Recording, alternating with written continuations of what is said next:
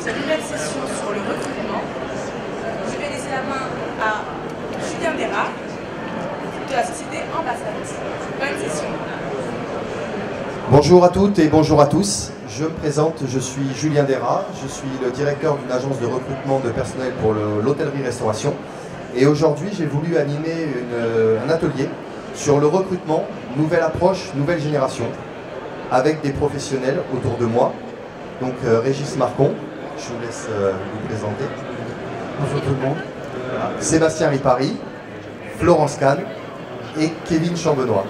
Voilà, l'idée c'est de...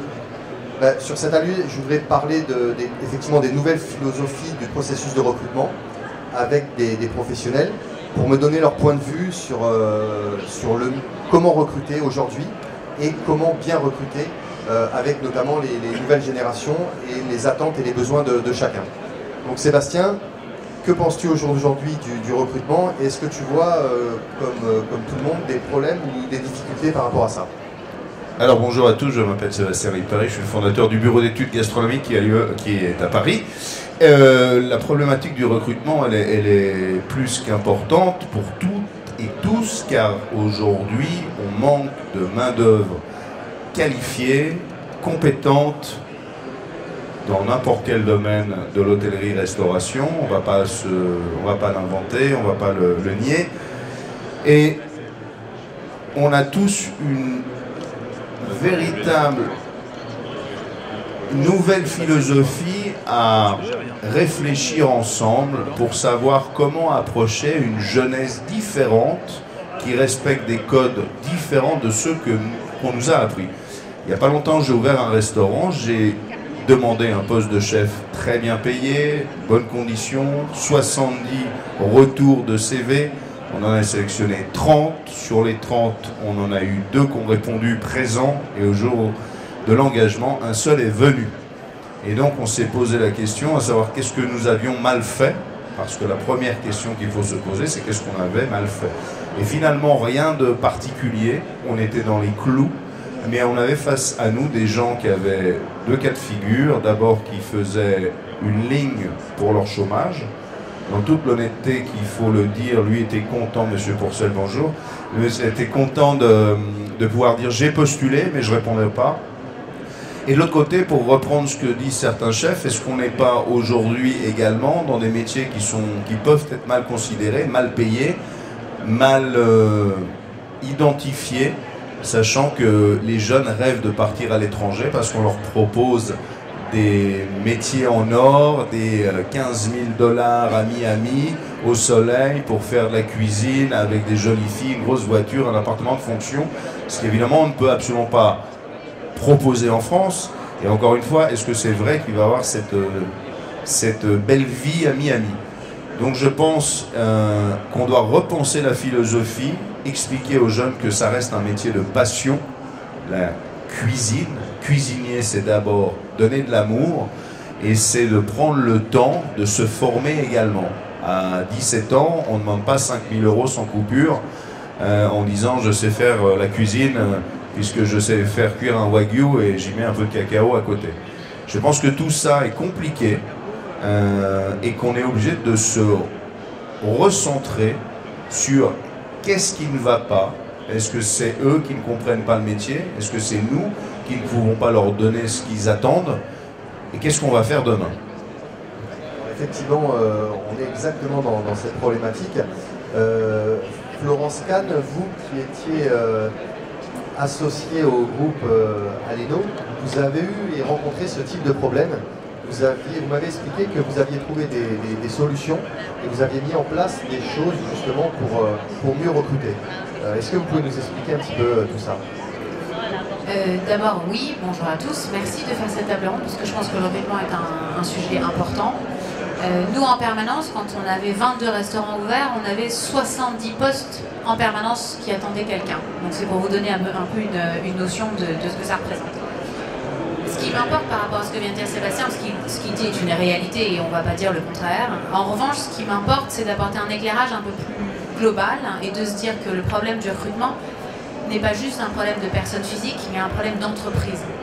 quand je dis un problème d'entreprise, quand vous, par exemple vous pilotez un restaurant 3 étoiles, et ça je pense que Régis pourra en discuter parce que Dieu sait qu'il s'engage pour la formation des plus jeunes depuis des années. Quand on pilote un restaurant 3 étoiles, la problématique du recrutement, c'est évidemment le nombre d'heures qu'on fait par semaine, mais c'est également la longueur du menu.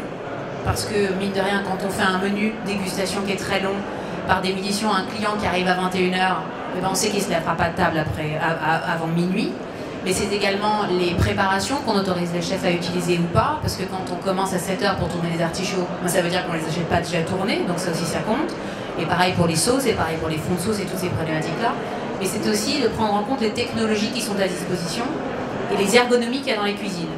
Donc en fait, ce qui m'importe aussi, c'est qu'on garde en tête que le recrutement, c'est évidemment une problématique de personnes physiques et d'entrée avec ce que disait Sébastien, les salaires, le fait qu'on ait parfois des entreprises indépendantes, parfois des groupes, parfois des restaurants dans des hôtels, parce qu'évidemment chacun a ses problématiques différentes, mais aussi on peut tous essayer d'avoir une vision macro du problème en se disant ok, jusqu'à quelle heure on accueille le dernier client quand il va prendre un menu gastro, à quelle heure on autorise donc les hôtesses à dire ok, à partir de cette heure-là, on ne peut pas prendre le menu 22 plats parce qu'on sait qu'on va faire finir les gars trop tard, etc. Donc c'est d'avoir un peu une vision qui va englober tous les métiers qui vont être autour, pas uniquement de la cuisine, mais aussi tout ce qui va tourner autour de ça. Tout à fait, c'est vraiment intéressant. Justement, chef, qu'est-ce que vous pensez de cette problématique au jour d'aujourd'hui, notamment dans vos établissements gastronomiques? Je dirais qu'on est dans une période un peu paradoxale, parce que les métiers de la cuisine, surtout les métiers de la cuisine, parce que si on parle de recrutement, il faut parler aussi des métiers des services, forcément, on ne peut pas les oublier, mais c'est, je crois, en pourcentage, dans les métiers du service où on recherche le plus de collaborateurs. C'est paradoxal parce que, si je reviens à la cuisine, jamais elle a été autant à l'honneur, médiatisée, etc. Combien de jeunes filles et de jeunes hommes ont envie d'apprendre la cuisine et s'inscrivent d'ailleurs dans le cursus d'apprendre la cuisine. Et en même temps, derrière nous, professionnels, la crise elle a toujours été un peu là de recrutement. Il faut savoir, moi pour l'avoir travaillé avec la réforme avec Jean-Michel Blanquer sur tous les métiers, dans tous les métiers, on recherche des collaborateurs. Sauf que dans le nôtre, le pourcentage est énorme. Savoir que l'année dernière, c'est 48 000 emplois non pourvus. C'est énorme. Avec, je n'explique pas tous les dégâts que ça peut occasionner derrière, fatigue du reste du personnel parce qu'il en manque un, établissement qui ferme, même quelquefois on l'a vu, voire on refuse des couverts. Bon, ça c'est un peu les problématiques qui arrivent derrière. Forcément, donc, on se pose des questions. Si on regarde recrutement, moi je l'associerais complètement avec la formation. Parce que le recrutement, pourquoi on a de la peine à trouver? C'est parce qu'en face, il n'y a pas assez aussi de jeunes qui postulent. Alors maintenant, je regarde de plus haut le dispositif de formation en France. Il est un peu compliqué, enfin compliqué, je parle par rapport à d'autres pays où, notamment l'Allemagne ou la Suisse, on va directement vers un apprentissage vers les métiers. Il n'y a pas comme chez nous un système scolaire qui vous fait apprendre le métier par la voie bac pro, la voie bac technologique ou l'apprentissage. Donc c'est déjà deux systèmes de formation qui ne se bagarrent pas, mais voilà, qui mériteraient d'être ensemble. C'est un peu d'ailleurs le but de la nouvelle réforme, d'arriver à rassembler ce qui concerne l'apprentissage et la formation professionnelle en milieu scolaire. Qu'est-ce qui se passe derrière? On commence, première année, deuxième année, troisième année bac pro, ou apprentissage 1, voire jusqu'à 3 ans, et deux systèmes qui marchent ensemble, l'apprentissage qui est, je dirais, plus engageant pour l'entreprise, puisqu'on le voit dans les chiffres, 65% des jeunes qui vont à l'apprentissage restent dans l'entreprise. Ça, je dirais que c'est la meilleure formation qui convient avec l'entreprise. Je ne dirais pas aux jeunes, parce qu'après, les deux sont intéressants. Quand on regarde dans le système scolaire bac pro, on a beaucoup de jeunes qui arrêtent ce métier parce que, voilà, des choses qu'ils n'avaient pas prévues ou l'engagement par rapport dans cette profession fait que on a pratiquement, on est dans du 62, 64%. Les chiffres, je fais attention avec les chiffres parce que même s'ils peuvent être fiables, je trouve que c'est toujours difficile d'aller, je ne sais pas comment ils font, mais c'est du 64% de jeunes qui arrêtent. Derrière, et ça c'est le problème de la formation cuisine surtout, on a une problématique de formation qui fait que vous allez dans une école hôtelière et vous avez une partie de ces jeunes qui au départ, il y a le vœu d'apprendre la cuisine, le vœu de faire un jus, le vœu de rôtir, le vœu de transformer le produit, et petit à petit, il se dilue comment? Par la formation elle-même. Je ne taperai pas systématiquement sur la formation, mais on en parlera, et puis c'est pas le sujet, on est dans le recrutement, mais aussi par ce que l'on fait. Et on arrive à ce que des groupes, il faut le dire, les groupes sont là, leur petite valise, on affiche tout, et on filme miroiter, et à juste titre d'ailleurs, une certaine carrière à ces jeunes. Il faut savoir que vous avez des lycées hôteliers qui actuellement, j'en connais sur la région parisienne, je ne donnerai pas de nom parce que, après tout, ils font bien comme ils veulent. Vous avez pratiquement 72-75% des jeunes qui partent de ces lycées qui vont dans les groupes. Alors, nous, on se retrouve derrière. Hein, j'ai rien contre les groupes, attention. Hein. Vous avez les groupes qui récupèrent quand même pas mal de jeunes, leur font miroiter à juste titre une carrière, tout simplement. Tiens, dans 2 ans, si tu te débrouilles, tu seras directeur de restaurant, etc. Et on a vraiment une perte énorme de jeunes qui veulent apprendre la cuisine et qui vont être, il faut le dire tel que c'est, des réchauffeurs par la suite. Alors, derrière, on se retrouve avec une manne de jeunes qui, en partie, 12-18% partent à l'étranger, avec la première destination touristique, de travail, pardon, je ne devrais pas dire touristique, c'est l'Australie. Hein, on en a beaucoup. Derrière, donc, nous, on se retrouve avec ce qui reste. Ce qui reste, et c'est là que c'est beaucoup plus difficile pour les indépendants. Quelle est la problématique actuelle de recruter? C'est les établissements où ils sont 2 ou 3 en cuisine. Donc des petites brigades qui font d'ailleurs le maillage de la bonne, je dirais pas la bonne restauration, mais une restauration qui est très exemplaire, je dirais, en France, parce que souvent on cuisine le marché, on cuisine les produits, etc. Et je dirais, moi, si je conseille à un jeune d'apprendre son métier, c'est même d'aller dans ces restaurants plutôt que dans le mien, où on va se retrouver dans une brigade, il faut faire les deux, je pense. D'une brigade où on est X personnes à des tâches bien particulières. Et pour apprendre ces restaurants, c'est bien. Mais ils ont énormément de peine à recruter. Alors derrière, on va parler de recrutement. La technique de recrutement, ça c'est le sujet un petit peu d'aujourd'hui. Mais je tenais à dire, voilà, la problématique qu'on a en France. Alors, forcément, quand on est dans ces débats, quand on parle de toutes ces problématiques, on se dit, les solutions ne tombent pas du ciel, hein, c'est évident. C'est se vendre. Forcément, j'étais à un entretien hier avec mon fils, et je vous ai remarqué, mais il a commencé par parler de sa maison, mon fils. Il dit, ah, on fait ci, on fait ça, je dis, bien, mais je pense qu'il faut que tu écoutes d'abord la personne qui va venir travailler chez toi avant d'expliquer. Parce que tu es dans une situation où tu es en train de vendre, et on n'est pas en train de vendre ici, on n'est pas en train de vendre quelque chose, on est simplement, on a besoin de donner envie à la personne qui est devant nous de venir travailler chez nous. Et surtout pas lui mentir. Mais ça, c'est pas le cas de mon fils, mais il faut faire très attention. Voilà, c'est un peu le tableau rapidement de ce que l'engagement, recrutement et formation va avec. Tout à l'heure, vous disiez qu'effectivement les jeunes, pour 10% ou 15%, partaient à l'étranger, notamment en Australie. Et pourquoi ils partent notamment sur des pays comme l'Australie? Bon, moins l'Angleterre aujourd'hui, on le voit, mais il y a des destinations nouvelles qui s'imposent. Donc effectivement l'Australie, l'Asie aussi, certains pays du Moyen-Orient. Pourquoi les jeunes partent dans ces pays-là, à votre avis? Moi, je trouve ça formidable. Je pense que moi-même, ayant travaillé un an en Angleterre, ça ouvre les yeux, ça permet d'apprendre des langues. S'il y a des dispositifs Erasmus en formation, c'est pas pour rien, hein. C'est pour cette ouverture justement. Donc, je ne vais pas m'offusquer qu'il y en ait une certaine partie, mais il y en a de plus en plus. Pourquoi? Parce que de toute façon, je n'ai pas envie de parler comme un vieux briscard, mais ça a changé, forcément. Hein. Maintenant, les jeunes, ils ont envie d'aller vers un métier qui a du sens, beaucoup plus. Nous, on était l'époque un peu des besogneux. On entrait dans les maisons, allez, on y allait, on obéissait chef, etc. Ce qui se fait toujours, bien entendu, mais ça a changé. On était vraiment sur le devoir. Et là, on est beaucoup plus sur une génération, et c'est là que je suis optimiste, qui recherche un travail, une formation, mais un travail qui ait du sens. C'est-à-dire que maintenant, et tout le monde, mes collègues le diront la même chose, si vous faites travailler un de vos jeunes à n'importe quelle partie de la cuisine ou du service, si à un moment vous n'y amenez pas du sens, vous ne lui donnez pas une vision, vous ne faites pas même progresser, voire dire, voilà, avec l'entreprise, tu vas amener telle ou telle chose, sans avoir à donner systématiquement, mais qui sentent que c'est pas évident, hein, c'est facile au micro de dire, donner du sens, etc. Mais c'est un travail de tous les jours. Et on est dans une formation et un accompagnement qui est forcément très horizontal maintenant. Je pense c'est fini. Ça devrait être fini de dire, voilà, tu fais comme ça, et pourquoi on le fait? Tu le fais, c'est tout. Non, ça c'est terminé. Si on travaille comme ça, on va d'abord, ça n'a même pas de sens pour soi-même. Mais je pense qu'on va perdre tout doucement nos collaborateurs. Effectivement. Oui. Et pour ça, je vais rebondir sur Kevin. Par rapport à ce que vous avez mis aussi en place au Peninsula Hotel. Alors, je vais vous prendre le micro.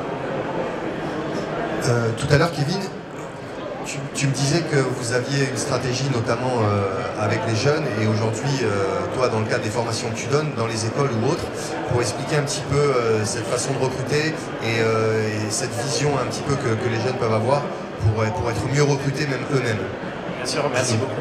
Alors pour resituer, je m'appelle Kevin Chambenois, je suis ancien directeur de la restauration du Bristol à Paris et ancien directeur de la restauration du Peninsula. Et depuis 1 an et demi, maintenant, j'ai décidé de créer ma société de conseil et j'accompagne les restaurateurs pour parler un peu de ces problématiques de recrutement.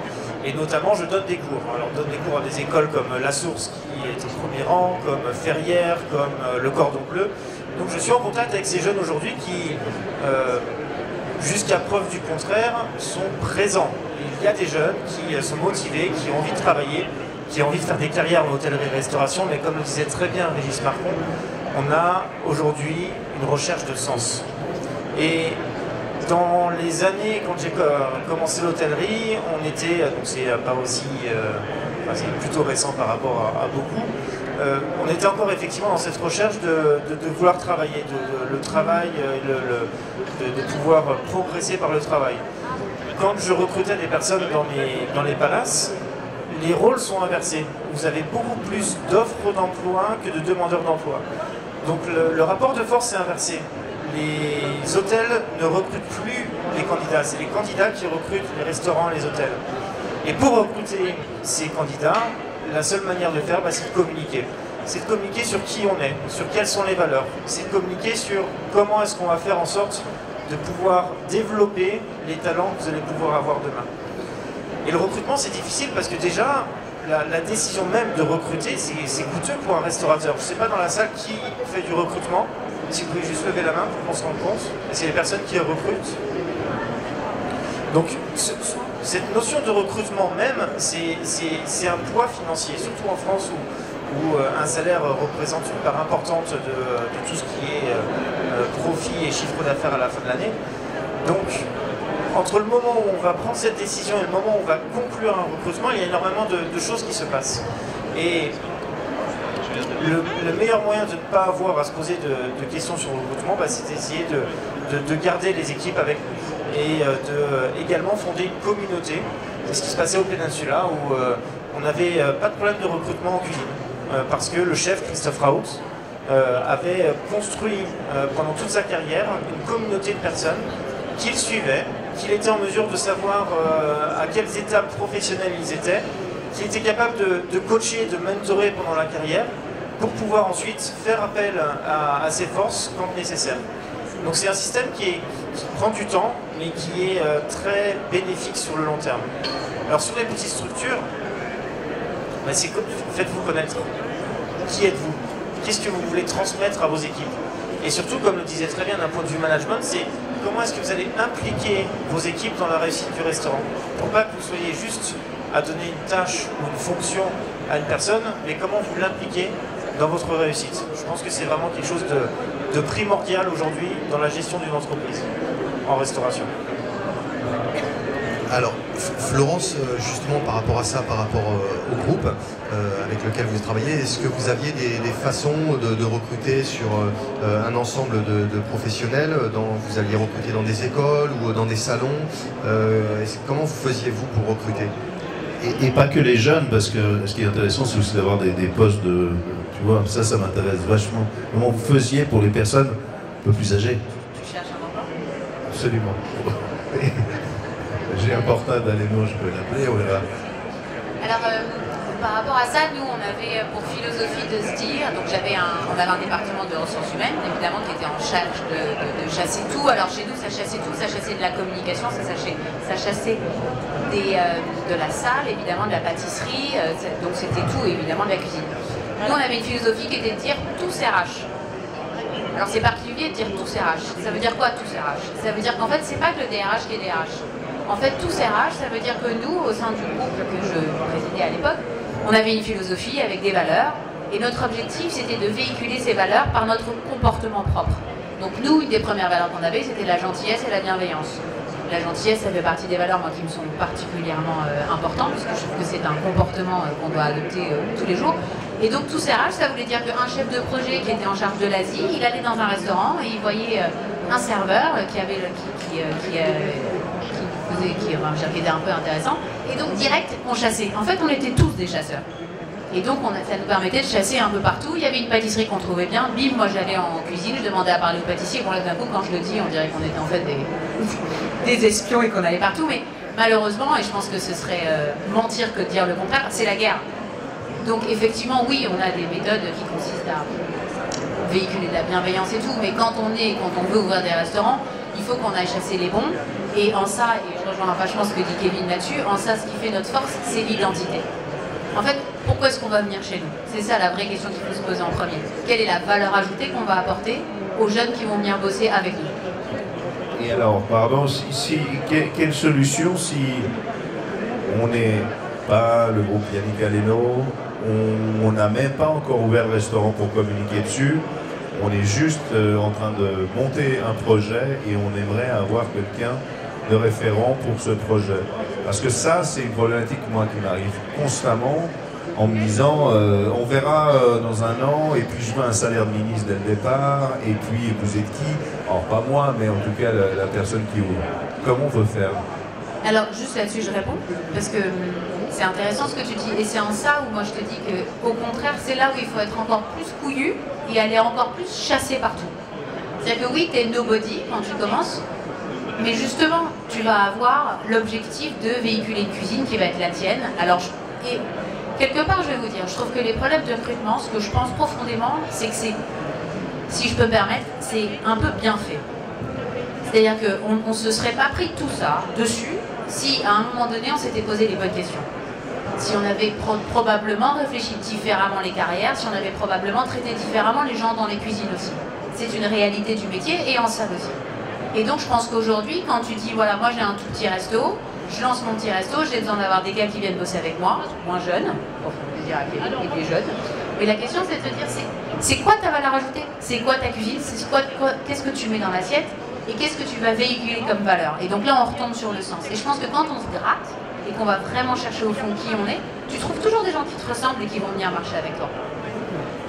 Alors, je vais laisser Régis éventuellement répondre à Florence. Non, je vais réagir par rapport à ce que dit Florence. Je sais que c'est pas le cas, mais pour moi, le terme chasser me gêne un peu.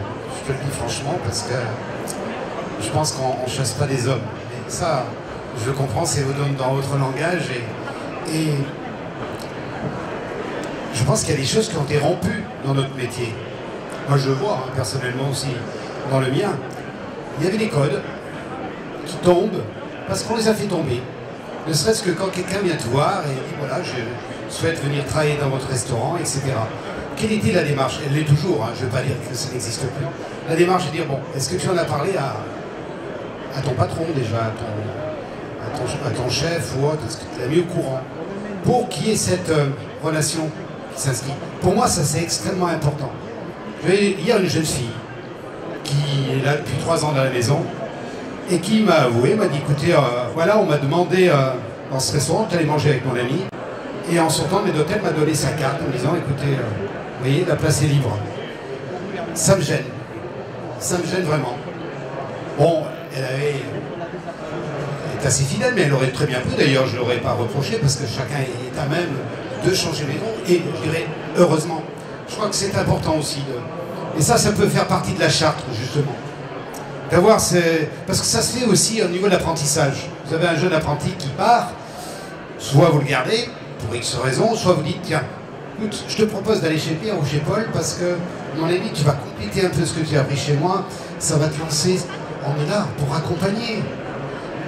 Mais pas que les apprentis, mais même les employés, leur donner des guider aussi, les guider, les orienter, disons. Et ça, pour moi, c'est important.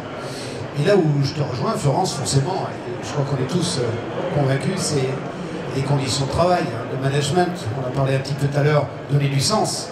Mais il y a aussi le comportement, et forcément le comportement de chacun. est un peu différent. Vous savez, sur lesquelles problématiques que moi je rencontre en entreprise, qu'on essaye d'améliorer à notre niveau, c'est simplement se mettre à la place de ceux qui encadrent les jeunes. Parce que maintenant, j'ai démarré il y a 40 ans, j'étais tout seul à me parler avec les plongeurs. C'est facile. Maintenant, forcément, une centaine en tout, 25 dans la cuisine, ça change. Mais ce que j'essaye, parce que c'est pas toujours évident, c'est qu'un chef de partie se responsabilise. Et souvent, d'ailleurs, ils sont nommés tuteurs avec un stage avec lui. Pourquoi? Parce que un chef de partie, qu'est-ce qu'on lui demande? D'être prêt en 11h30, d'aller casser la croûte et d'être prêt pour le service. Un peu ça. Règles de qualité, règles de ponctualité, etc. Pour que ça nous rassure, pour la clientèle, pour ce qui se passe derrière, forcément. Donc lui, dans sa tête, c'est pas je forme quelqu'un. Non, c'est je dois rendre un travail le mieux possible, y amener moi-même, mais que je le fasse avec un autre ou pas. Alors souvent, ce qui se passe, et vous devez tous le connaître dans les entreprises, vous avez le chef de partie qui est pédagogue, etc., qui a ça un peu dans l'âme. C'est plus facile pour lui, il va prendre le stagiaire, il va l'accompagner, il va lui expliquer. Forcément, ce stagiaire va devenir une force pour lui, de même que pour le stagiaire, il va apprendre. Et vous avez, moi je prends souvent l'exemple de la girole, parce que la girole de C, c'est Morphodao, et d'autres champignons. Tiens, tu te mets sur le côté, tu me fais le cajot de girole. Sauf que, vous répétez ça toute la semaine, c'est terrible. D'abord, c'est pas bon pour le chef de partie, parce que finalement, il n'y a pas de relation, puis on arrive là, c'est juste pour voir les erreurs qui sont faites. Tandis que quand vous accompagnez, il y a forcément mieux de choses qui sont apprises. Et ça s'apprend pas dans... Hein, c'est dans l'entreprise. Et je dirais que c'est ce qu'on a essayé. Il faudra du temps. Avec la nouvelle réforme, justement. La nouvelle réforme, elle est en quoi? Elle ne va pas changer la face de la Terre. Non, simplement, elle va amener à ce que le jeune soit plus dans le système débrouille à la fin des études. Qu'il soit plus responsabilisé. Quand on parle de chef-d'œuvre, ça en fait partie. Souvent, on dit le chef-d'œuvre, qu'est-ce que c'est? Ben oui, c'est ça. C'est le fait que on n'est pas amené à travailler tout seul dans nos métiers. Dans beaucoup de métiers, la plupart, on est appelé à travailler ensemble. Donc c'est la cohabitation qui est importante. Apprendre aux jeunes à cohabiter, à travailler ensemble. Donc, alors, chef, pour rebondir sur ce que vous dites, vous avez dans votre établissement, à chaque fois que quelqu'un rentre, un tuteur qui accompagne le jeune ou le moins jeune d'ailleurs.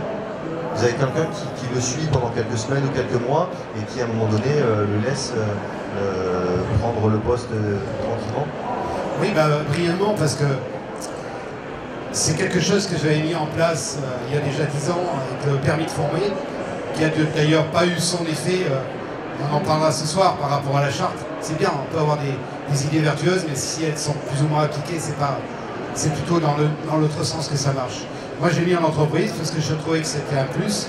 On est passé du 8 à 10 tuteurs en entreprise. Je vous donnerai un cas précis en même temps. 10 tuteurs en entreprise. Et qu'est-ce que je fais? Je leur demande de bien accueillir. Alors bien accueillir, ça veut dire quoi? Déjà qu'on ne me dise pas 3 mois après, un stagiaire, mais j'ai jamais vu votre hôtel. J'ai jamais vu le bistrot, j'ai jamais vu telle infrastructure. C'est important qu'ils connaissent dans quelle structure ils sont. L'histoire de l'entreprise, l'accompagner. Ça, c'est une chose. Un entretien individuel par semaine, assis. Ça, j'y tiens. Et donc, on les fait noter, etc. Les premières années, ça marchait plus ou moins. Je dois l'avouer. Puis j'ai dit, bon, ça m'énerve parce que c'est important. Ça me paraissait important. Et derrière, on est passé sur la prime. Passé sur la prime, tout de suite, la carotte, ça marche beaucoup mieux. Et je vous donnerai un exemple. Un apprenti, 2e année. Le tuteur vient me voir, et puis moi je voyais bien, ça va pas. Il est triste, ça va pas. Il accumule les erreurs. C'est devenu un peu voilà, celui sur lequel on est toujours dessus en entreprise. Et le tuteur vient me voir 2 jours après, il m'a dit ça y est, j'ai trouvé. Je dis qu'est-ce que tu as trouvé? Il m'a dit il est homosexuel. Je lui ai dit mais quel est le problème? Il dit mais voilà, le problème c'est qu'il n'a pas dit à ses parents. Ça le mine, il n'est pas bien. Il a le regard des autres, ça va pas. On a pris le tour par les cordes, c'est le cas de dire. Et moi-même, avec son accord, je lui en ai parlé, bien entendu, je suis allé voir ses parents. Et depuis, ce jeune, il est plus à l'entreprise maintenant, ça a été, j'avais une révélation, complètement. Le jour là, alors je ne dis pas que, quand il a annoncé à son papa, c'était, moi je n'étais pas à côté, hein, forcément, mais c'est extrêmement difficile. Mais derrière, en entreprise, le comportement était complètement différent. On a accepté ce choix, bien sûr, il n'y avait pas le choix de toute façon, mais c'était bien. Et là, le regard des autres a complètement changé, l'entreprise avait complètement changé. Je donne cet exemple parce qu'il y en a plein d'autres. Le tuteur, je ne l'aurais pas vu. On aurait été toujours en train de lui être dessus, quoi. Allez, avance plus vite, qu'est-ce que je fais? T'es pas à l'heure, etc. Et on est toujours dans le négatif. Et il vivrait toujours dans le négatif. Tout ça parce qu'il est homosexuel, c'est quand même dérisoire, c'est terrible. Et là, on lui a ouvert une porte grâce au tuteur. Et il y a d'autres exemples. Donc effectivement, l'accompagnement aussi, pour bien recruter, passe derrière par une personne aussi qui va accompagner le candidat. Et ça, on peut le mettre en valeur aussi dans le recrutement. Oui, juste Philippe, je ne voudrais pas monopoliser la parole. Simplement, dans le cahier des charges des tuteurs, je leur demande d'être au moins 1 ou 2 fois, voire 2 même, au lycée hôtelier ou au CFA, pour qu'il y ait justement cette relation prof-apprenti, stagiaire. Ça, pour moi, c'est le pilier, quoi. C'est ce qui fait que ça marche mieux. Pour revenir sur l'autre sujet de vraiment le recrutement, alors ma question est stupide, mais elle existe vraiment, parce que vous allez me répondre si on pouvait, on le ferait. Est-ce qu'on ne paye pas aujourd'hui assez nos employés dans les restaurants par rapport à d'autres métiers? Alors j'ai 2 réponses, parce que déjà la première question c'était comment est-ce qu'on trouve du monde avant d'ouvrir un restaurant. Et je passerai après sur le salaire. Je pense que dans le recrutement, il faut essayer, avant de savoir qui on va recruter, qu'est-ce qu'on veut recruter, quelles sont les compétences que l'on recherche, quelles sont les personnalités qu'on cherche. Parce que souvent on va être un peu trop dans une... Alors je parle surtout des métiers de la salle et du service. On va être un peu dans un dogme où il faut avoir un mouton à 5 pattes, mais si vous cherchez une personnalité, vous pourrez entraîner sur certaines compétences. Et parfois, mieux vaut avoir une personnalité, quelqu'un qui partage les mêmes valeurs que celles de votre entreprise et qui va grandir avec vous parce qu'elle va se sentir impliquée, elle va se sentir en harmonie avec l'entreprise dans laquelle elle est. Et parfois, c'est bien de pouvoir ne pas chercher forcément des personnes qui ont un CV long comme le bras, mais plus des personnes qui vous correspondent. En deuxième point, sur le salaire, je considère également que, oui, bien sûr, il y a la carotte et l'aspect de payer plus, mais pour moi, le salaire, c'est pas uniquement la fiche de paye. Le salaire, c'est quel intérêt est-ce qu'on va donner aux employés dans l'entreprise. Qu'est-ce qu'on va leur promettre en plan de carrière, ce que les groupes font très bien, en disant, ok, aujourd'hui, on est sur un poste de commis de cuisine, chez moi, je ne te ferai pas progresser. Et si on dit, tu auras un poste de commis de cuisine où tu vas apprendre avec moi ça, ça, ça et ça, et au bout de 8 mois, on va essayer je vais t'accompagner pour trouver autre chose, c'est un discours qui est beaucoup plus puissant. Alors justement, je te coupe, quand tu dis commis de cuisine et au bout de 8 mois, tu seras chef de parti. J'ai pas dit ça. J'ai dit qu'on va passer à autre chose. Tu pourras passer à autre chose. Alors, mais est-ce que 8 mois, c'est suffisant pour passer à autre chose aujourd'hui? Donc les jeunes sont vraiment en demande de vite passer à autre chose. Alors oui, vite passer à autre chose. Alors pas forcément sur une autre entreprise, mais ça peut être dans l'entreprise. Alors là, on ne parle pas de recrutement, on parle d'accompagnement et de formation. Ce que j'avais mis en place avec mes équipes dans les restaurants, c'est que chaque personne avait la responsabilité de quelque chose. Que ce soit l'hygiène, que ce soit la connaissance de la carte, que ce soit la réception de marchandises, que ce soit la formation, que ce soit l'accompagnement des nouveaux employés. Et on peut très bien faire tourner ces différents dossiers 6 mois, tous les 6 mois ou tous les 4 mois selon le rythme. Et je ne pense pas qu'il y ait de réponse universelle. Je pense que tout part de l'entreprise, tout part des valeurs encore une fois, et tout part de l'harmonie de ce que l'on fait. Et il ne faut pas faire les choses parce que le voisin le fait, parce que ça n'a aucun sens. Il faut le faire parce que ça a du sens. Et ça, les futurs employés le recherchent. Alors moi je suis d'accord avec tout ce qui a été dit, surtout dans les grands groupes, mais je reviens sur une problématique de terrain. 95% des gens ne pourront faire évoluer leur cuisinier dans leur petit restaurant. J'ai un restaurant, j'ai un chef, j'ai un commis et j'ai un stagiaire. Il n'y aura rien. Je suis un petit restaurant bistrot de la Marne, je n'ai pas de plan de carrière, je n'ai rien pour. Et là, effectivement, j'ai une vraie problématique pour trouver quelqu'un qui va se poser et qui va rester, limiter le turnover. Parce que c'est presque des problèmes de riches, j'allais dire un peu. Oui. Alors, là-dessus, je reviens, et ça me permet de répondre un peu à Régis par rapport à la chasse. Quand tu dis, quand j'ai une toute petite unité de restaurant, comment je fais? En fait, je pense que dans nos métiers aujourd'hui, pour pouvoir s'en sortir, il faut être agile, il faut être flexible Et il faut apprendre la disponibilité. En fait, je pense qu'aujourd'hui, les talents, quand on en a, on a tellement peur de les perdre, qu'on est bloqué dessus, qu'on est accroché dessus. Or, avant, et moi j'entends encore 1000 fois les histoires des grands chefs de cuisine français qui se racontent entre eux, il se passait les mecs. Et il y avait vachement plus de fluidité, mais comme avant, on n'avait pas peur de quitter une maison parce qu'on était sûr qu'on allait retrouver du boulot demain. Et donc, si tu veux, je trouve que par rapport à ce que disait Régis tout à l'heure, nous on l'a toujours fait et je pense que c'est hyper important. Et effectivement, Régis, moi j'ai toujours chassé, alors le terme ne te plaît pas et on peut en utiliser un autre, j'ai toujours en tout cas sourcé des talents compétents partout, parce que je pense qu'il y en a partout. Mais j'en ai même parfois sourcé dans des boutiques de fringues en fait. En ça, je pense que, notamment pour la salle, quand tu as des gens, moi je pense qu'on a plus vite fait de former aux compétences des métiers de la salle. Je vais peut-être me faire taper dessus par la gauche, mais quelqu'un qui est compétent et qui a envie d'y arriver, plutôt que quelqu'un qui a fait un lycée hôtelier mal formé, qui n'a pas vraiment envie et qui traîne la patte. Donc c'est en ça où je dis qu'il faut développer de l'agilité. Et quand on a un tout petit restaurant, autour de soi, il y a d'autres gens qui ont des tout petits restaurants. Et donc je pense que c'est ça qui vaut le collectif. C'est bouger tous ensemble et dire, ok, moi j'ai un commis qui est super bon, qui a fait le tour de tel poste ou tel poste, et tu vas voir une autre Amandine qui vient d'ouvrir Pouliche et qui est toute seule dans son réseau, et tu lui dis, voilà, tiens, prends-moi tel mec, on fait tourner. Et en ça, je pense que pour gagner, demain, on n'a pas d'autre choix que de jouer collectif. Et pour répondre aller dans le même sens, effectivement, c'est une communauté et c'est de pouvoir se soutenir. Alors quand on n'a pas la communauté, comment on fait? Ensuite, c'est beaucoup de présence dans les écoles hôtelières. Rien n'empêche de demander aux écoles qui sont toujours friandes d'avoir des professionnels qui vont venir, qui viennent pour pouvoir partager leur expérience, leur vision. C'est faire appel à des réseaux comme Ambassade Conseil ou autres qui ont un certain nombre de contacts également.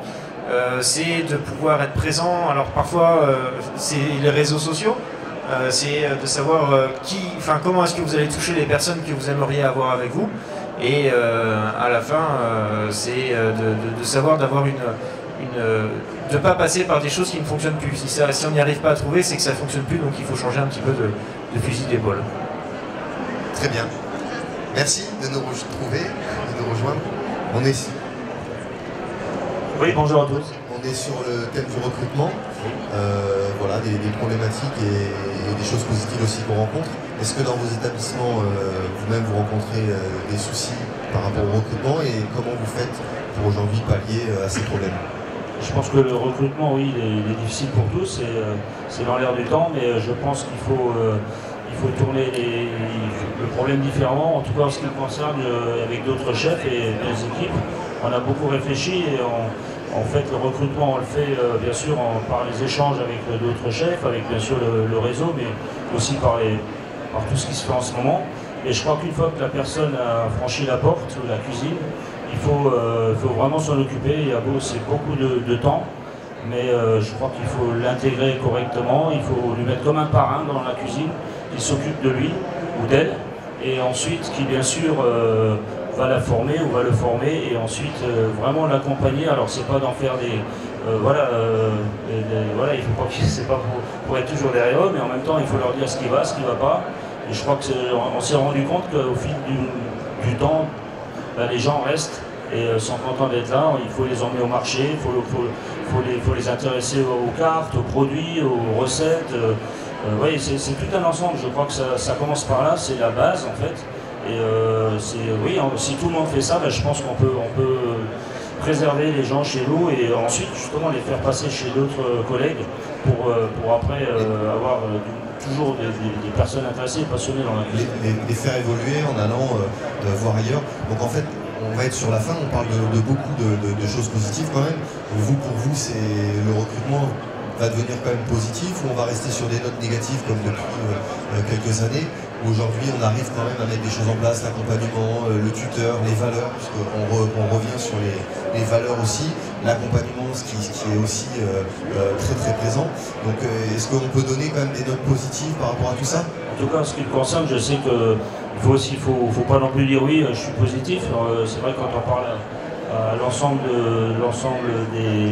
des professionnels, qui soient en province, dans les villages, dans les villes, tout le monde nous dit la même chose. On trouve plus de personnel, c'est compliqué, les gens restent pas. Donc on le sait, mais bon, il faut pas. Moi, je Je pense qu'on est des gens qui sont toujours, on veut toujours aller de l'avant, il faut pas, justement au contraire, il faut se battre encore plus, encore mieux, et s'entraider, se rassembler, en parler, faire venir aussi les jeunes dans les endroits comme ici, le rapprochement avec les écoles. Tout à fait. Je crois que Régis en a parlé, a beaucoup fait pour ça. Et donc il y a un vrai travail de fond et je pense que c'est justement chacun chez soi à la base, dans les régions, dans les villes, dans les provinces, il faut se remettre à dire bon bah, on va pas juste dire il n'y a plus personne, parce qu'il y a encore des bons jeunes, il y en a vraiment encore des très bons et il faut se donner la peine. Alors il y a des fois bien sûr on est déçus parce que certains partent quand même, mais sur un certain nombre il y en a une grosse partie qui vont avoir oui, la graine comme on dit, la passion, et une fois qu'ils l'ont, on les préserve, à mon avis. Écoutez, merci Michel. Une petite note positive aussi, Kevin, Florence? Effectivement, c'est positif. Je pense qu'on est tous en train de se rendre compte qu'on a des problèmes de personnel, où on a un manque de personnes qui vont intégrer les métiers difficiles de l'hôtellerie-restauration, mais passionnants. Je pense que sur une entreprise qui est déjà créée, pour pouvoir se faciliter le recrutement, c'est avant tout de faciliter l'échange et la progression des personnes qui sont en place. Parce que de la même manière qu'un client mécontent va parler d'un dîner ou d'un déjeuner qui va être raté, bah, le personnel qui s'en va, qui n'est pas content, qui est mal considéré, sur qui on va crier, il va faire une publicité gratuite pour tous les collègues. Et de la même manière qu'un collègue qui est super content parce qu'il a progressé, parce qu'il a un bon contact avec son supérieur, parce qu'il est considéré par son chef, qui prend le temps de le saluer le matin, mais il va faire une super publicité pour le restaurant. Donc je pense qu'il y a vraiment quelque chose à travailler en interne, dans le message, dans les comportements que l'on a d'accompagnement des équipes, pour les intégrer à part entière dans une entreprise et faire en sorte qu'elles puissent se développer sur du long terme. Merci Kevin. Florence, éventuellement un dernier mot positif, bien sûr. Bien sûr, un mot positif, parce que je pense que les métiers de l'hôtellerie-restauration sont des métiers qui sont absolument formidables. Ça fait partie des rares métiers qui permettent de voyager jeune, partout sur la planète, avec juste une petite mallette. Donc ça, il n'y en a quand même pas beaucoup. Et ça donne l'opportunité à des jeunes d'aller voir partout sur la Terre ce qui se passe. Et donc ça, c'est formidable. Et puis moi, j'ai toujours cru que quand on avait de la bonne volonté, il y avait toujours des gens qui marchaient à nos côtés.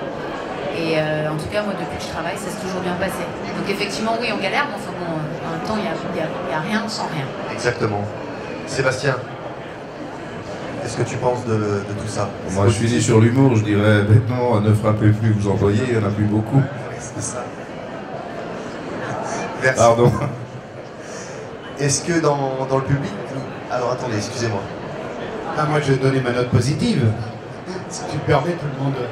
Non, c'est pas grave, on n'est pas là pour se piquer la parole de toute façon. Non, je pense qu'il se passe quelque chose actuellement parce que recruter, il faut donner envie. Hein. De toute façon, la première chose, c'est donner envie. On est tous en train de parler comment donner envie dans les entreprises d'une façon ou d'une autre, quand ils sont dans l'entreprise. Non, il se passe quelque chose qui est mondial, qui est plutôt sain et qui correspond complètement à nous-mêmes, soit bien qu'on a passé un petit peu du temps avant peut-être de s'en rendre compte, mais la jeunesse nous y pousse, c'est tout ce qui concerne la planète, le développement durable, le produit. Et je crois que c'est là-dessus, justement, qu'on peut amener encore plus les jeunes. On ne va pas apprendre qu'un métier de la cuisine et du service. On va apprendre un métier où on fait de la cuisine, on est nourricier, soit, mais il y a ce regard vers la planète qui est important, parce que forcément, tout change, tout se bouscule, et tant mieux, c'est ce qui donne un plus dans le métier. Maintenant, un serveur, c'est plus que la technique, c'est pas que la mise en place, etc. C'est, on va expliquer ce qu'il y a dans l'assiette, il y a une histoire à raconter. Alors forcément, l'histoire, on ne racontera que si on en est imprégné, si on y croit. C'est pareil pour les cuisiniers. Le produit lui-même, comment il est produit. Donc il y a plein de choses. Et moi, je suis très optimiste là-dessus parce qu'on peut amener sur ce chemin-là, on peut surfer nous tous sur ce chemin-là pour amener les jeunes. Merci beaucoup, Régis. Est-ce que parmi vous, dans le public, vous auriez des questions éventuellement, des choses à nous demander? Bonjour, Ragnar Fredriksson, Fédération mondiale des cuisiniers, World Chefs.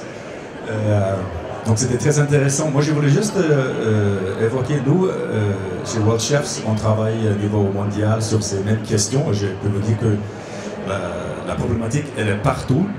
Comment on attire les jeunes vers le métier, comment on garde les talents dans le métier.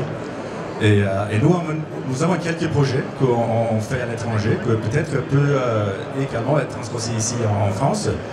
Notamment, je veux expliquer rapidement un de nos projets, puis peut-être interroger le panel, ce qui peut être fait en France, si ça peut être applicable en France. Et donc le projet, moi j'ai vu quand je voyage à travers le monde, je vois qu'il y a partout les mêmes problématiques de recrutement. Et en même temps, on voit qu'il y a beaucoup de pauvreté dans le même endroit où les grands hôtels de luxe se construisent et tous demandent ce main-d'œuvre. Est-ce que notre métier peut être justement, on peut faire le pont entre le besoin de la société, la pauvreté dans le monde, et le besoin de notre industrie qui est maintenant devenue le premier recruteur au monde, et donc avoir notre rôle à jouer. Donc juste pour donner un exemple, on a dans 5 pays des projets qu'on appelle like a chef, comme un chef. En Brésil, on a commencé, on a formé environ 200 personnes des favelas en Brésil. En Brésil, c'était surtout des femmes en chômage de longue durée, dans une pauvreté extrême, qu'on a donc commencé à former. Et en Russie, c'était des orphelins de 18 ans. En Suède, c'était des femmes réfugiées syriennes. Donc on peut toucher des populations très différentes. Et donc on les forme et ça peut évoquer des professions de manière différente. Certains vont trouver une envie d'aller vers les écoles de cuisine pour se professionnaliser, aller vers le haut de gamme. Autres vont peut-être ouvrir leur propre petit food truck ou autre. Ou donc travailler avec les partenaires, comme on avait travaillé avec Sodexo en Brésil, devenir aide cuisinière, déjà pour avoir un revenu et nourrir ses enfants. Donc on peut, comme ça, petit à petit, évoquer des professions et donner un espoir aux gens. Et donc, est-ce que ça peut être applicable en France? On aura très envie de tenter le coup avec vous, l'industrie. Moi, je sais ce que vous faites parce que vous m'envoyez depuis des années votre newsletter et chaque fois en m'invitant gentiment, et c'est vrai que c'est très bien, ça se fait déjà. Il y a beaucoup de gens, alors on prend l'exemple d'un Thierry Marx un peu médiatique aujourd'hui ici. Il y a beaucoup de petites initiatives. Il y a eu à Paris une grande initiative qui s'appelait la cuisine des gens sans passeport ou quelque chose comme ça, où il y avait une formation pendant quelques jours, une mise à disposition du food truck qui se promenait dans Paris. Et ensuite, ces gens qui avaient parfois des vraies formations, ou alors qui étaient des mamans dans leur pays, qui avaient une vraie culture de la cuisine, du produit bien fait, on sont arrivés, on est toujours sous l'obligation de normes, de complications. Atala l'avait fait, j'avais été le voir il y a des années où il avait formé effectivement au favela à Sao, et vous le faites tout le temps. Je dis oui, on a besoin de ça, et c'est peut-être un nouveau pôle de ressources de gens qui vont s'impliquer, passionnés, et qui vont faire le nécessaire. Mais encore une fois, on est toujours dans les problématiques. Souvent, on a des propositions de gens formidables de l'étranger, mais pour arriver à avoir les papiers, les faire rentrer, c'est la croix et la bannière. On nous dit oui, alors vous ne prenez pas le français, alors qu'il y en a plein, mais on n'en trouve pas. Par contre, il est super, il veut rester, c'est pas possible, etc. Mais de toute façon, en harmonisant et en mettant le pot commun des connaissances et des problématiques, on arrivera à la solution, à les piocher, des gens qui ont une véritable envie de travailler dans les conditions qu'on peut leur proposer. Et oui, ce que vous faites est très bien, effectivement. Merci pour votre question. Est-ce que vous auriez...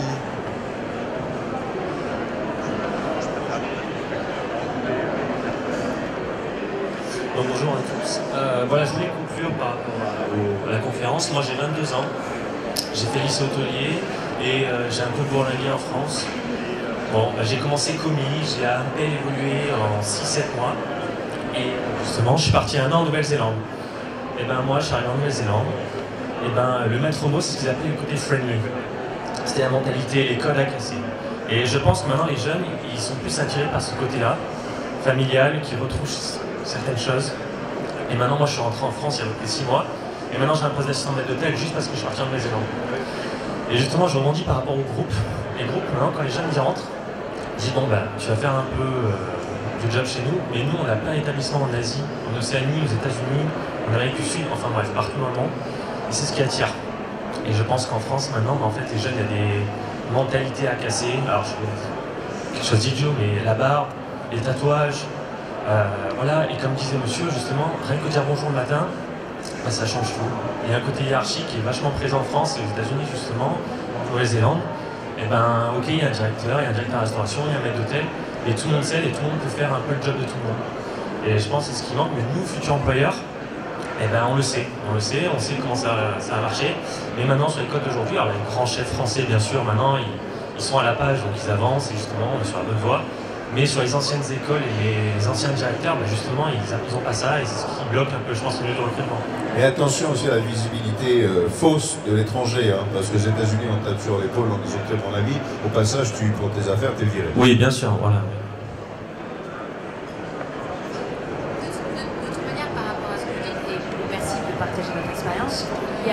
Vous savez, je pense que le marché, il souffre toujours d'une chose, c'est la réalité. C'est-à-dire que ceux qui ne veulent pas se mettre en marche, quand le mouvement de fond il bouge, à un moment donné, ils se prennent des murs, ils sont obligés de le faire. Donc ceux qui disent aujourd'hui, non, moi c'est pas comme si, ce sera comme ça et tout, fine. Enfin, dans 3 ans, de toute manière, ils n'auront plus personne. Donc ils seront bien obligés d'évoluer. C'est en ça où je vous dis que le collectif, à un moment donné, la vague, tu peux rien faire quand ça bouge. Et demain, si les gens ils ont la barbe parce qu'ils ont envie d'avoir la barbe, parce que c'est hygiénique et que c'est bien rasé et tout, why not? Je veux dire, mais faut ouvrir, mais ça s'ouvre. Ça, en fait, ça, ce que je veux dire par là, c'est que le tsunami, quand il est lancé, il n'y a plus personne qui l'arrête. Non, on est sur la bonne voie, je pense. Alors, ça prend du temps. Pour rebondir à ce que vous dites, à ce que dit Florence, effectivement, nous, en tant que cabinet de recrutement, on a vu l'évolution en 13 ans. Il y a 13 ans, on n'aurait jamais pu envoyer quelqu'un en cuisine ou en salle, d'ailleurs, avec une barbe et encore moins avec des tatouages. Aujourd'hui, il y a même des établissements qui nous demandent, vraiment, ils nous demandent d'avoir des gens qui soient barbus et tatoués. J'ai un établissement sur Lyon, voilà, comme Christopher d'ailleurs, et on nous demande des gens qui sortent un petit peu du lot parce qu'il n'y a pas de souci pour les recruter, ils sont professionnels et on ne va pas faire de discrimination par rapport à ça. Donc je pense qu'aujourd'hui on est sur des codes qui sont vraiment changeants, qui sont nouveaux. Et effectivement, comme dit Florence, de toute façon, on n'a pas le choix. Donc on va accepter les personnes telles qu'elles sont. À partir du moment où ils sont professionnels et qu'ils savent travailler, il n'y aura pas de souci par rapport à ça. Voilà. Merci pour votre intervention. Est-ce que vous avez d'autres questions? Sinon, je... Merci. Bien, voilà, hein, j'ai 68 ans de cuisine que j'ai fêté avec mon ami Michel l'année dernière et mes 82 ans. J'en ai formé 575 et je vous ai beaucoup écouté tous les uns après les autres. Et c'est vrai que le gros souci, je rejoins M. Marcon, c'est d'avoir des jeunes et de les former. Mais une seule chose que je voudrais demander aux écoles, c'est de se transformer un peu. Parce que quand on les prend la semaine et qu'ils vont à l'école, on ne les prend pas le week-end. Vous avez déjà vu ça, vous? Des enfants qui se préparent à un avenir merveilleux et on les empêche de travailler le week-end dans l'établissement. Eh bien, je peux vous dire que j'en ai jamais un qui m'a dit « Madame Desvignes, je viens travailler, je n'ai pas le droit, mais je viens travailler. » Et ça, appuyé sur les écoles. Et j'ai fait rentrer toutes les femmes dans les écoles hôtelières. Bravo, félicitations. Merci, effectivement, c'est une réalité. Malheureusement, ça se passe dans d'autres endroits où nous, on ne peut pas trop agir. Mais effectivement, on a des soucis comme ça pour l'apprentissage avec des jeunes, notamment en boulangerie, où on ne peut pas les intégrer à partir de certaines heures. Qu'est-ce que vous en pensez? Oui, ça c'est... On le vit à l'entreprise, le stage d'été qui a été abandonné, etc. C'est pas évident, hein, ceci dit. Je ne suis pas en train de défendre Pierre-Paul, mais il faut savoir que les métiers, on essaye de les mettre malheureusement sur la même marche-pied, c'est le cas de dire. L'hôtellerie et la restauration fait partie de ces métiers atypiques où on travaille les samedis dimanches. Et vous avez le ministère de l'Éducation nationale, mais vous avez aussi le ministère du Travail. Et ça gendre entre les deux. Ce qui explique d'ailleurs ces problématiques des week-ends. Mais on va y arriver tout doucement. Vous avez par exemple l'alcool. Il faut savoir qu'il y a 2-3 ans, il était interdit à un mineur de servir de l'alcool au restaurant. Sauf qu'on a été capable, en y allant à plusieurs, de se fédérer pour arrêter ça. Donc c'est déjà une petite chose. Encore beaucoup de travail. Merci Régis. Je vous remercie à toutes et à tous d'avoir contribué à cet atelier. Je remercie le public. Je vous demande de rester si vous le souhaitez. Nous avons un autre atelier sur la formation et sur les nouvelles écoles qui forment les futurs professionnels de demain. Donc n'hésitez pas à rester, ça va commencer dans quelques minutes. Merci à toutes et merci à tous.